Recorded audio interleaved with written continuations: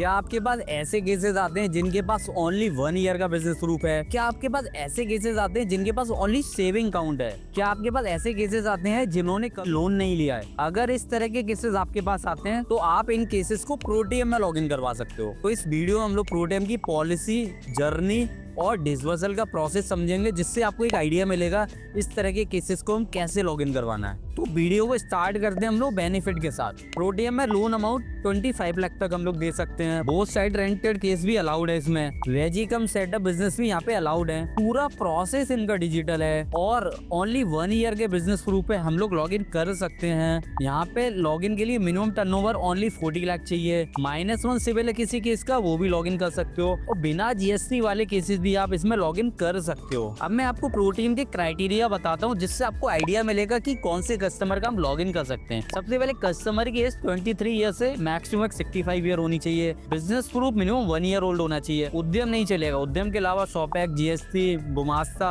और जो लाइसेंस होते हैं वो होने चाहिए, बट मिनिमम 1 ईयर ओल्ड होना चाहिए। सिविल या तो उसका -1 होना चाहिए या फिर 700 प्लस होना चाहिए। इंक्वायरी लास्ट 3 मंथ में 13 से ज्यादा नहीं होनी चाहिए। उसके सिविल में कोई डीपीडी, डिफॉल्टर या ओवरड्यू शो नहीं होना चाहिए। उसका मिनिमम एनुअली टर्नओवर 40 लाख होना चाहिए मिनिमम। उसके अकाउंट में मिनिमम 15,000 से 20,000 मेंटेन रहने चाहिए। जिसका आप लॉगिन कर रहे हो उसका ऑफिस और घर का पिन कोड दोनों सर्विसेबल आने चाहिए। अब हम लोग बात कर लेते हैं कि प्रोटीएम में कौन कौन से डॉक्यूमेंट की रिक्वायरमेंट होती है। सबसे पहले Aadhaar card, PAN card, 1 year old business proof होना चाहिए, जैसे Gumasta, GST, trade licence, shop act. इस चीज को आप ध्यान रखना। उद्यम किसी के पास है तो बिजनेस प्रूफ में अलाउड नहीं होगा। 1 ईयर का बैंक स्टेटमेंट होना चाहिए, चाहे वो सेविंग अकाउंट हो, करंट अकाउंट हो, ओडी अकाउंट हो या सीसी अकाउंट हो। और करंट एड्रेस प्रूफ चाहिए अगर कस्टमर आधार वाले एड्रेस पे नहीं रह रहा है। कई बार हम लोग प्रोटीएम में लॉगिन करते हैं तो हमारा केस रिजेक्ट हो जाता है। यहाँ पे मैं आपको ना कुछ पॉइंट बताने वाला हूँ, जिससे आपको एक आइडिया मिलेगा कि क्या क्या रीजन हो सकते हैं फॉर रिजेक्शन। सबसे पहले बहुत सारे केसेस ना हाई ऑब्लिगेशन में रिजेक्ट होते हैं, मतलब उसकी ईएमआई ज्यादा जा रही है जिसकी वजह से उसकी एलिजिबिलिटी नहीं बन पा रही है। कई बार नेगेटिव प्रोफाइल के चक्कर में भी केस रिजेक्ट हो जाता है। कई बार इनका सिविल स्कोर का स्टैंडर्ड भी मीट नहीं करता है।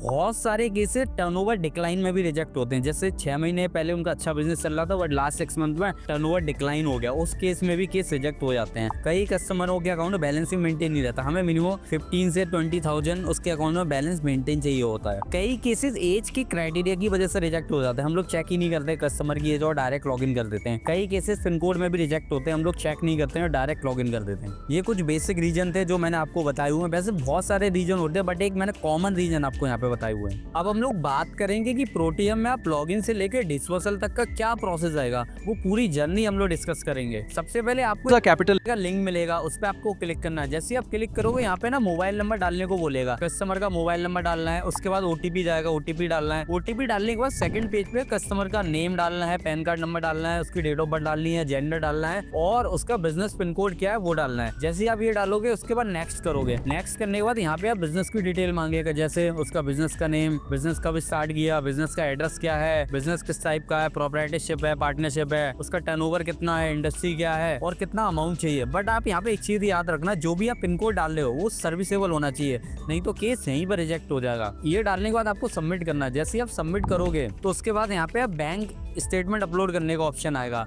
यहाँ पे आपको बैंक स्टेटमेंट अपलोड करना है, एग्रीगेटर कर सकते हो या पे नेट बैंकिंग कर सकते हो या पे पीडीएफ अपलोड कर सकते हो। अगर कस्टमर के पास 2 बैंक अकाउंट है, अगर उसके बाद करंट है, सेविंग है, तो दोनों बैंक अकाउंट अपलोड करने हैं। उसके बाद जितने भी बैंक अकाउंट, अगर 3 बैंक अकाउंट है तो तीनों अपलोड करने हैं। इससे क्या होगा, उसके अप्रूवल आने के चांसेस ज्यादा हो जाएंगे। जब आप बैंकिंग अपलोड कर लोगे तो यहाँ पे 3 सिनेरियो बनेंगे। पहला तो उसका एक डायरेक्ट अप्रूवल आ जाएगा, जैसे आपको स्क्रीन पर दिख रहा है। दूसरा केस उसका क्रेडिट में चला जाएगा। क्रेडिट में जाने के बाद आपको क्या करना है, कस्टमर का मोबाइल नंबर हमें भेजना है, हम लोग बैंकर को भेजेंगे तो उसके पास क्रेडिट से कॉल आएगा, वो डिटेल वेरीफाई करेंगे। उसके बाद उसका अमाउंट आएगा या नहीं आएगा, जो भी रहेगा, केस अप्रूव या रिजेक्ट। ठीक है। थर्ड सिनेरियो ये बनेगा कि यहाँ पे फ्रंट में ही केस रिजेक्ट हो जाएगा। अगर ऐसा शो हो रहा है तो फिर उस केस में कुछ नहीं कर पाएंगे। सपोज मान लो उसका ऑटो अप्रूवल आ गया, उसके बाद की जर्नी क्या होती है, आपको अमाउंट सेलेक्ट करना है, टेनवर सेलेक्ट करना है और हमें नेक्स्ट करना है। नेक्स्ट करने के बाद उसका यहाँ पे डिजी लॉकर करना है, आधार नंबर डालना है, ओटीपी डालना है, उसका कंप्लीट रेजिडेंस एड्रेस डालना है। वो डालने के बाद यहाँ पे ई-मैंडेट सेटअप करना है। जैसे ई-मैंडेट आप सेटअप करोगे उसके बाद एग्रीमेंट हो जाएगा और केस अंडर रिव्यू चला जाएगा। उसके बाद उसका फिजिकल एफआई होगा, घर और ऑफिस का। अगर दोनों पॉजिटिव आते हैं उस केस में केस सीधे डिसबर्स हो जाएगा। अगर आपको प्रोटीएम के बिजनेस लोन का कैपिटल चाहिए तो आप डिस्क्रिप्शन में लिंक है, वहाँ से डायरेक्ट कॉन्टेक्ट कर सकते हो। हमारे पास प्रोटीएम के अलावा और भी कंपनी के BL के पोर्टल होते हैं, अगर आप कांटेक्ट करोगे तो उनके भी आपको पोर्टल मिल जाएंगे। बाकी आपको वीडियो कैसी लगी कमेंट बॉक्स में जरूर बताना।